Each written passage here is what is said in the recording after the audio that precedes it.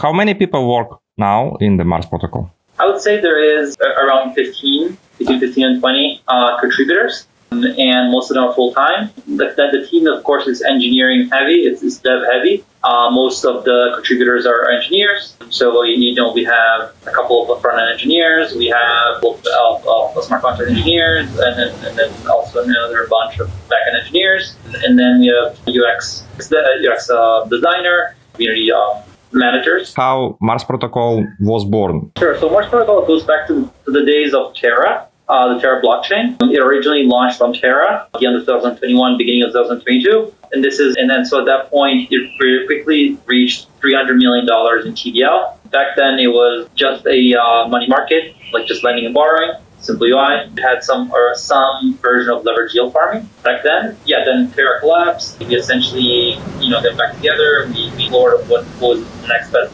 thing for us to do, and we kind of like realigned on the vision of Mars, and we went full circle. We launched on our L2s. So a lot of projects on Terra decided to launch on layer 2s, right, on Ethereum, and then move out of Cosmos. We actually decided to stay in Cosmos because we were very bullish the option thesis, and we stayed bullish the option thesis. We still are to this point. And then we decided really that we looked at what was the long-term vision of Mars, and we decided that we really realized that the long-term vision of Mars essentially is to build to be essentially the best place in crypto to trade on leverage in DeFi. And our goal essentially is to kind of replicate the centralized exchange experience in DeFi, I would say. You got some funds from Osmosis, yes or not? No, we did not get some funds from Osmosis. We had a recent proposal where we aligned with Neutron, the chain Neutron, and we decided to do an alignment where essentially we would do like a token swap, and then we would get some funding. Essentially, not token swap, but they would get a percentage of Mars. A quantity of Mars tokens vested over a specific amount of time, and they would essentially give us symbols to be able to sort of expand our product on Neutron blockchain. So, yeah, we are present on both Osmosis and Neutron. Could we say that Mars protocol well funded? Or no? I would say Mars protocol is well funded as DeFi projects are. We have pretty much the runway of a general DeFi project does. We're funded to the extent that we think it's sufficient for us to run good operations to the near future, basically. If I'm not mistaken, your project is more than a year old. What are you satisfied with, and what are you very dissatisfied with? Let's start with the dissatisfied. Is there anything that I'm very dissatisfied with? I wouldn't say very dissatisfied, but I do think that we made some decisions at the beginning. We decided to launch Mars Hub as our own chain, and we had this idea that Mars could have different outposts in multiple different chains, and the hub could act as this orchestration layer for protocol fees and revenue.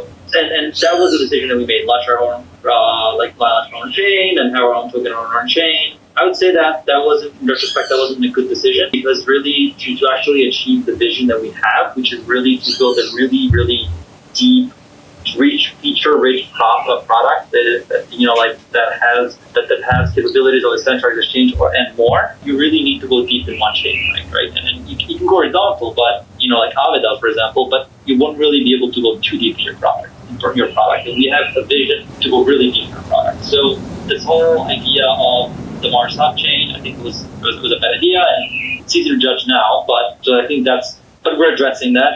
We're retiring it, and we're essentially moving our governance to DAO on Neutron, where we can essentially build our vision or our product fully there. That's dissatisfied. I'm very satisfied with the team. It's exceptionally good. I think it's one of the best teams I would even venture to say in crypto, in my opinion. Very talented, hard workers, and then we just ship. We heads down. We don't talk a lot. We just ship, basically. And you'll see in the upcoming months what we'll be able to ship. I used to use the first interface, but for me, now, it's really complicated. So I stopped to use it. And can you explain why did you make some changes in Mars protocol, like UX changes? Yeah, first of all, I would like actually to get the more detailed session with you and understand a little bit about what where you stuck, right? When I used to work with Mars protocol, I just click some button and it's no problem. It's so easy But then I need to create an account, then second account, then I don't know. And interface was a little bit complicated for me. Do you know that I need to connect my wallet, then create an account? I so don't like to do it because I use a lot of wallets. You know, I have Kepler, but I have maybe 5 or 6 accounts, and I forget which account I use in Mars protocol. So it's complicated for me now. I would say that the version 1, which is what you're referring to, which is the really simple money market UI, we still have that. We have it both on Neutron and we have it on Osmosis. If you go on the website, you open the app, you'll see on the right a little kind of like chain icon. You can click on it and it can take you to the version 1, which is basically the one you're referring to, the simple money market functionality. In terms of like complexity, I hear you. It's the functionality that, so the V2, which is the one you're referring to, which is more complex because you have to create an account. It's a step function more difficult, right? No more difficult. That's way more functionality than the V1. The V1 is just the money market where you lend or you borrow, and that's it, right? It's like the Java experience is very simple, it's clean, and that's all it does, right? But V2 is much more than that. You can do a lot more things with it. It's just this first vision of embodiment of like the centralized exchange type of experience in DeFi. But given all that said, I do agree with you that there is some complexity there that we are working on, and we realize that we should simplify. So things like you mentioned, like I need to create a credit account. Yeah, you need to create a credit account, but it doesn't necessarily mean you have to do it yourself. Like it could be abstracted away from you, right? You essentially you log on to it and you do whatever you want to do. You want to trade, you trade. You want to deposit to lend some assets. You can do all that, and it will essentially mint the account for you in the background as your first operation, right? And at that point, if you want to use that account, you don't want to use other accounts or more complex functionality, you don't have to. It's fine. You won't even know there, right? But if once it's minted and it's there, you'll see that basically you'll be able to do the same things you can do now, but more things, right? Because I would say there's much more functionality in this version 2, basically. I already make news about Cosmos ecosystem already 2 years, and the main problem what I see now that devs they don't speak on language users. So please make more video how to use your platform. It's very important for me, for example, because I can define the difference between V1 and V2. Or maybe you already made it. Maybe you already have some video tutorial how to use your V2 and what advantage V2 has. Yeah, so first of all, great feedback. We do have tutorials and videos, and link them and share them with you. But I think that we will be making definitely more videos and tutorials, especially with things that are coming with Mars, with our launch for Neutron, with our V2 launch for Neutron. And we'll also try to simplify the UX. That's what we've been working on, where essentially the account is extracted away, gets minted automatically, like you mentioned. Yeah, and then also like another thing we want to do is to make it very simple to transfer liquidity onboarding from other chains. If you're coming from Ethereum, we want to be able to integrate CCTP, which basically on our UI you can just deposit USDC, bridge it essentially seamlessly from any other chain, right? This is stuff we're actually working on, simplifying the UX and making it more accessible, right? And videos is a big component. So yes, I agree with you, and we are working on that. In our upcoming launch, we'll have more. What is the problem for devs? Do it more often. I'm not talking about you. I'm talking about all market, because it's a pain in the ass, always to understand how the site working. Why other devs just don't do video tutorials? Can you explain me? There's a couple of reasons. One is because this is a space where people are really, really focused on just shipping, and it's just this mentality of like, I need to work on the next feature. If I'm not working on next features, I'm not working on new things, and I'm doing videos, I'm wasting time. This is kind of like the mentality that some of these people have, right? Many devs don't come, for example, from Web 2, right? Where UX is a big thing, and they don't come from that type of mentality, right? And so like, they're not used to it. They don't even know what good UX is, right? And so I think I would say that we need to do better UX, not just in Cosmos. I think in crypto in general, I think it's pretty bad. I do agree with you that it's important to have videos and to have explanations on how to use things and all that. The other thing I'll add is like a lot of these products are very complicated. And so, like, I think people just assume that, like you're already somewhat of a sophisticated user if you're using the product, right? I think they assume that. Look at Pendle, for example, right? It's pretty complicated, but they have a lot of money and a lot of users. I think they incorrectly assume that. But I think there is an awareness that the UX is bad and we need to do a much better job, like you mentioned. And I think that's where we're going, slowly where we're going there. How many people visit Mars every day, and where can I check detailed statistic on Mars? Okay, good question. So, unfortunately, I don't have the statistic on people that on daily active users on Mars for simple reasons because we do host the front end, but for legal reasons, we don't really track daily active users. But what I can tell you a bunch of things. I can tell you the number of active wallets, unique active wallets on Mars. I can tell you both on Osmosis and Neutron in total. So I'll just give you the total number though. The total number of unique active wallets as of like last week, it's at almost 12,000 unique active wallets. They have 11,780. Okay. It means that they have some collateral in Mars, right? They're not empty.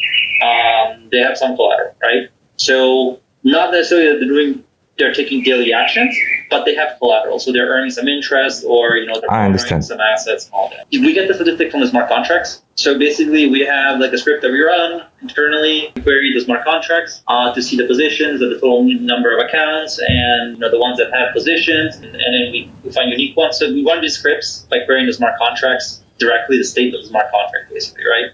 Where you find it, we are working right now on a stats page that we're going to display on Mars. It might take a month or two before we can release it on our UI, on our app. We'll have it, and we'll have this information and more, right? We'll also have like fees generated and all that, total trading volume and all that. We're working on that. Meanwhile, every 2 weeks, we publish on our Twitter feed. So I encourage people to follow Mars Protocol on Twitter. We publish this information. What do you think your project needs to do to become more popular? Good question. First of all, we definitely need to launch Mars, are essentially like what we believe is really the kind of like the end state and game kind of like product, which includes essentially the ability to do the things that you can do on a centralized exchange, right? With the same capital efficiency. So right now on Mars Protocol, what can you do? You can do spot trading, you can do margin trading, you can do lending, you can do borrowing, and you can do levered LPing or levered bonds, right? And all under one credit account with basically one LP, right? Where any asset in your account, any token, any LP, right, share can act as collateral, right? So this is kind of like the capital efficiency that you only see on centralized exchanges, and you don't really see much of this in DeFi. So we have that with the primitive that we built, which is the credit account. So we're adding the missing piece, the missing link to this is perps. So we're adding that. We're working on perps right now. We started on testnet. We plan to launch essentially this full product where you have perp positions that you can take, say on the credit account, which are cross-margined in the same way that they are on GYDX, for example. But on top of that, any asset in your account can act as collateral. So they're also cross-collateralized, which means I could actually deposit in my account Bitcoin, for example, WBTC or NBTC or whatever it is, and then I can take a short perp position using that as collateral, right? And my P&L will settle in stables, in USDC. This type of product doesn't exist in Cosmos. There's very few similar capital efficient product on layer 2s on Ethereum, but the way we're doing it, it will be essentially unique in all DeFi and crypto. That's what we believe is the end state product, right? And we're planning to launch that on Neutron in the next months. So in July, I don't know if you guys have been following, there's the drop launch on Neutron. Drop is an LSP protocol, which essentially is part of the Lido Alliance. We will be launching alongside the drop our Mars V2 with essentially other features that we have on Osmosis right now, plus levered LP with app support PCL. And it's going to be really interesting because you can do all sorts of interesting strategies using LSP from drop. But then in August, we will launch essentially perps as well. So that is, that I think is the end state product, and that is like what we're planning to have out in the next few months. You just told me about short-term plans. What about plans for long time, for example, for 2025? So we're actually launching also in the short term, and I'll link that to the long term. We're launching essentially also a vault building functionality on top of Mars, vault building protocol, where essentially any person can come in and build their own third-party vault, basically. And the way it will work, it'll be kind of like a special account where you can create these vaults and you can trade assets, right? So deposit into these vaults, people can withdraw. Very similar to the Hyperliquid vaults, if you're familiar with them. The only difference, though, is that Hyperliquid essentially is only perps mostly, right? On Mars, essentially, I can create this vault. For example, I can create like a basis trade vault, right? And then people just deposit their assets in there, and I can trade for them, and I get a fee basically off of them, right? So these third-party vaults are essentially a beautiful money label that is going to be built on Mars, and then we're hoping we'll be able to attract quite a bit of attention there, and then users kind of like, think of like an ETF, right? ETF, right? ETFs are essentially just kind of like, so in the midterm is to expand that functionality, keep making it more rich,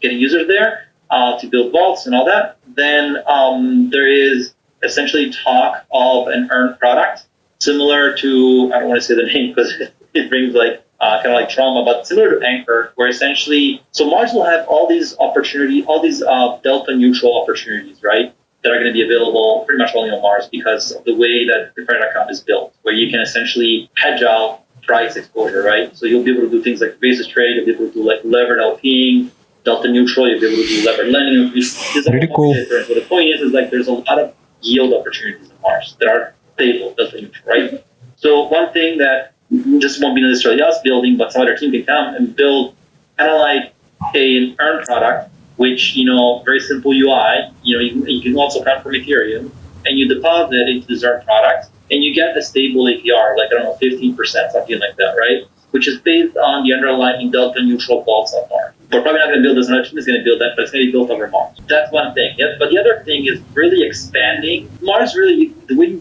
you want to look at Mars is like, it's kind of like this marketplace between traders, speculators, that they come in and take all these bets on perps with leverage. And on the other hand, it's investors, right? People that just, for example, like me, like they just want to go in and deposit into a vault and then get some stable APR that's pretty good. So given that, finish up really quick. Like it really becomes really successful when when you can build things like detailed P&L, stats of trades, right, performance and all that, like, which really doesn't exist very well in DeFi. So working on that kind of like back-end data and then giving traders tools where essentially they can like really see in detail like their positions, their performance and all that. It's something that we're planning to do in 2025, launch a trading competition in 2025, and it can expand our tokenomics model where essentially to give utility to Mars stakers, where by staking Mars, you'll be able to do things like get a fee reduction, get maybe rebates, as well as like maybe get access to strategies and yield strategies that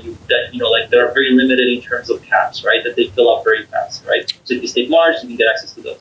This is very important to add more utility for your token. And I just saw what in your Twitter account, what Mars is going to make some burn, yeah? And can you tell me more about burning mechanism in Mars protocol? Mars just burned 300 million. So Mars used to have a total supply of Mars token of 1 billion total supply and around 300 million circulating supply. Mars just burned 300 million of their total supply. So essentially their max total supply now is around 700 million. We reduced significantly our total supply, which means the FTV is now closer pretty much to the market cap, which is kind of like the reason why we did that. And the main reason there is because originally Mars was supposed to be like a Mars chain thing, and so we thought the community pool we use a lot of the funds of the community pool, right, to incentivize essentially to create inflation, incentivize and secure the chain, right? But now we're moving to DAO, we're retire and chain. There's no need for all those, so we decided to just get rid of them for communities. How much money, for example, Mars protocol earned for the last year, and how do you think you will earn in this year? So Mars protocol fees are not, at this point, are not really exciting. And the reason why they're not exciting is because they mostly come from borrower revenue. So Mars really makes money with borrower revenue. So like if you're borrowing on Mars, you're making some money and then 10% of that goes to the protocol, right? So clearly that's a game that makes sense when you have a lot of TVL, right? Like I can tell you roughly the number. It's around $600,000 total revenue that we've achieved so far. Remembering that we launched pretty much in February 2023. So far, we've reached around 600. I think the number is around 600. I don't have in front of it. I think it's around $600,000 in total fees due to borrower revenue, right? Now, the thing, what becomes really attractive with Mars essentially is going to be when we launch firms in August. That will essentially, we expect the revenue to skyrocket. No, I don't want to say skyrocket, but we expect the revenue to be significantly higher and therefore fees also to be significantly higher, because that is a much more, I would say, much more of a volume game there than a TVL borrow kind of like APR. How are you going to compete with Levana or Helix? Why, as user, I will prefer to use your project than other? So I would say they're different products. So let's talk about Levana. Levana is actually planning to launch also on Neutron. So we'll really be direct competitors on the same chain. But I would say they're different products. So why would you use Mars compared to Levana? So assuming you want to trade the same market. So first of all, you would go on Levana to basically, I'm assuming that's from a trader perspective, right? From a trader perspective, you would essentially go on Levana to trade perps, but you would only be able to trade the markets that are available on Levana, right? So first of all, how can we compete if we're listing markets that they're not listing? But assuming that both markets are available on both products, then you are going to be attracted as a trader where you pay the least amount of fees to enter and exit a position and the least amount of fees to hold on to a position, right? So your funding rate, you're looking for lower funding rates and lower trading fees. So we're going to have both against Levana. Our trading fees are going to be lower than Levana. On top of that, the volume that we can achieve is going to be significantly different. Like they are fully funded perps. So I don't know if your audience here knows, but like the way fully funded perps work is that I provide liquidity to an LP, and they can only lend out that amount of liquidity for a purpose. So if they have $100,000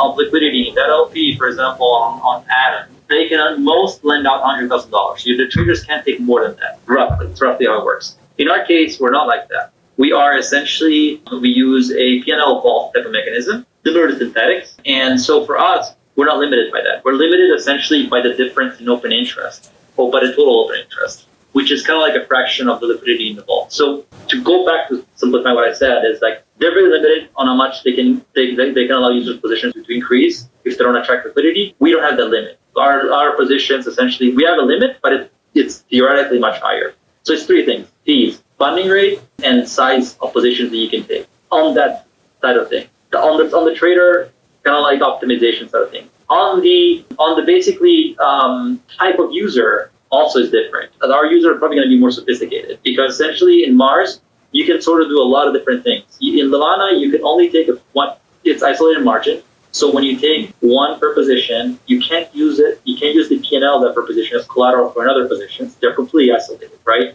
Which is extremely capital inefficient. On top of that, the collateral that you're using in Levana is very specific to that per position. So basically, if you're taking an atom per position, you can only deposit atom as collateral, right? On Mars, if you're taking an atom per position, first of all, you can cross-collateralize it with any other per positions. On top of that, any collateral that's listed on Mars can act as collateral, can be used as collateral. So you can have BTC, you can have ETH, you can have atom. You can all stay in your account and you can use them as collateral. So it's way more capital efficient.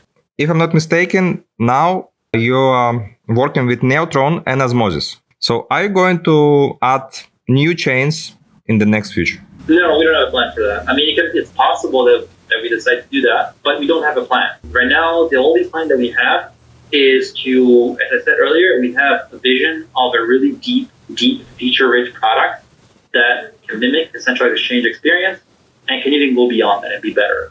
And really, we can't focus on other chains. We have to focus on one chain and go deep in our product and not get distracted. And we need to focus on a chain that we believe can partner in the best possible way with us that enables us to do all the things that we need. Ultimately, the goal really is you come on Mars and you don't even know that you're using Neutron. That is ultimately the goal. Like you come on Mars, you can come from like Ethereum, you can come from like Solana, you can come from like a central exchange, you can come from directly on Mars to like a Cardano money, for example, right? And you don't know at all what chain you're using. You're just coming to Mars for the product because the product is awesome. That's the ultimate goal. So, and you can bridge even from Arbitrum from anywhere you want, right? So many projects create communities. Does Mars create a community? We have a community, and it's pretty active community. Where you can look at our Discord. But I would say your question is probably a little more profound than that. No, we really care about our community, and we try to be as active as possible in sharing updates as much as we can, because also legally there's a limit to that, right? We respond to them when they have questions, and in fact, I encourage everyone here to join our Telegram group. It's quite active. So we do have a community. I believe a lot of the people that are in our community are really Cosmos users or come from the Cosmos experience. What I'm trying to do and we're trying to expand that to attract essentially people coming from different chains, right? Or even people that are not using chains into Mars, right? Because really, again, as I said, it's not about the chain. It's about the product. We're product first, right? we are on the chain that allows us to build the product that we want in the best possible way, in the fastest possible way. That's where I'm ultimately, like, we want to expand our community and attract, again, as I said, and we're working on it. We're working on and you'll see a bunch of things coming. When you use Mars for yourself, what features do you use most of the time? I'm using Mars to leverage my bet there, right? So what do? I use Mars to margin trade, where essentially I take a leverage position on Bitcoin. It's like roughly 2-3 to 1 leverage, and it doesn't wreck me, because if I did the same thing with perps, it would wreck me, because the funding rates would just destroy me, right? Versus like I have this like mid-term view, so I use it to do margin trading for my blue chip views, and then yield opportunities, which is like depositing specifically in different type of like Cosmos assets right now that I believe have good APR and good fundamentals. Are you going to add debit card or credit card in your project? Like we're a foundation, and we just build the software for to get deployed on the Mars DAO. So we don't necessarily have a plan of launching a credit card or debit card. However, there can be third parties that can come in and might want to sort of like do something like that. Some question from my chat. You can also check it. For example, how secure is your smart contract in terms of hacks? So I would say that 0 hacks so far, which doesn't mean that it's going to be like that always in the future. But we do take security and risk extremely seriously. It's really our number one things that we think about all the time in our minds. I think we have a really one of the top risk teams in DeFi, in my opinion. And you can actually see that from don't take my word, just look at the research that's published. I can share that. The very innovative models they've used on risk. We've been called out by Osmosis many times about being too conservative on the risk side of things, which I'm totally fine with that. Whenever we have a new kind of like big release, we always audit. We always go through like audits. We try to do like different independent auditors. Sometimes, it's only one, but we publish the results of the audits. We take security really seriously. We want to be looked at the Aave of Cosmos, right? So why do you go to Aave? You go to Aave because you trust them. And you trust them because they have an excellent track record of very little hacks. And the hacks, essentially, they recovered really fast from, and they addressed them really well, right? So that's why I think is kind of like the way we want people to look at Mars. Let's talk about airdrop. I got airdrop from Mars, and I got Pyth token because I used to Mars protocol. I would like to know, did you come to the Pyth and say, let's give our users airdrop, or just Pyth came to you and said, okay, I will send some Pyth to your users? Explain how does it work? So the way it worked for Pyth specifically, I wasn't involved in that airdrop, but the way it worked, my understanding of how it worked is that they actually came to the project like us that have been heavily using them and were early adopters and all that, and they we had a conversation. They were like, look, we plan to do an airdrop to you and to your users, and so we worked with them so that essentially they would do a very, I think the contracts to see essentially what we're doing all this, and then they would use Pyth and they would use Mars, and so that gave you a fraction of Pyth because of that. So they came to us. Many projects make airdrop. And do you plan to make airdrops in the future for providing liquidity to the Mars protocol, for example?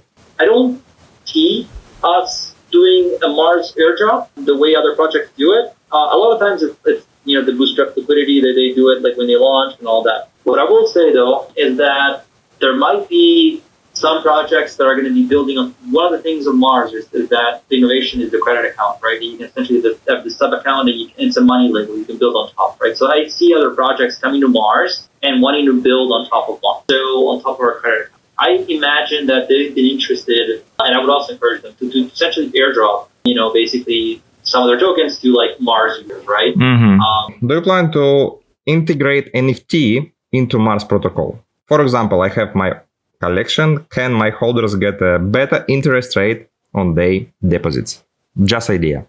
Yeah, it's a good question. So first of all, the credit accounts themselves aren't. So in a way, we already have it. So essentially, if you have a credit account where you have some assets in there, you have like tokens and all that, and you don't want to like liquidate it, you can actually transfer your NFT to someone else, and they'll have basically your credit account, right? So the credit accounts themselves are NFTs, but what you're referring to is kind of like NFTs with images and all that have specific features, right? We're thinking about that. We're thinking about, at this point, nothing is planned, but we're thinking about maybe NFTs that either inscriptions or NFTs essentially that, can be collections that come from Mars, and then if you hold them, you get some special privilege. So we're thinking about it. Thank you for your answers. The last question is, we have a huge Russian-speaking community. How can we help you? We are planning to launch a public testnet for our perps functionality end of July, beginning of August. And that testnet, the way it's going to work is that it's going to be incentivized. So you come to Mars, you get to test Mars and testnet. If you find bugs, any bug, we'll have a bug bounty program where essentially we'll give you some Mars for that, depending on the severity of the bug. Mm-hmm. And then on top of that, we encourage you, we'll give you some, of course, testnet money, big money. We encourage you to trade as heavy as possible there. And we'll essentially, the way we'll do it, we'll come up with the details of the program soon, but we'll have a leaderboard. Essentially, who made the most money in those 2 weeks that we had the public testnet, we will give them a certain amount of Mars. Who lost the most money, we will give them a certain amount of Mars. Interesting. Yeah, so you can go both directions. Who got liquidated the most, we'll give them the most amount of Mars. We'll do something like that, right? It's fun and encourages people to heavily use Mars, just stress test the hell out of it. Find as many bugs as possible. Thanks a lot for interview. I'm really excited what you came. Thank you so much. Really appreciate it. So, yes, very excited. Thank you. Have a nice day.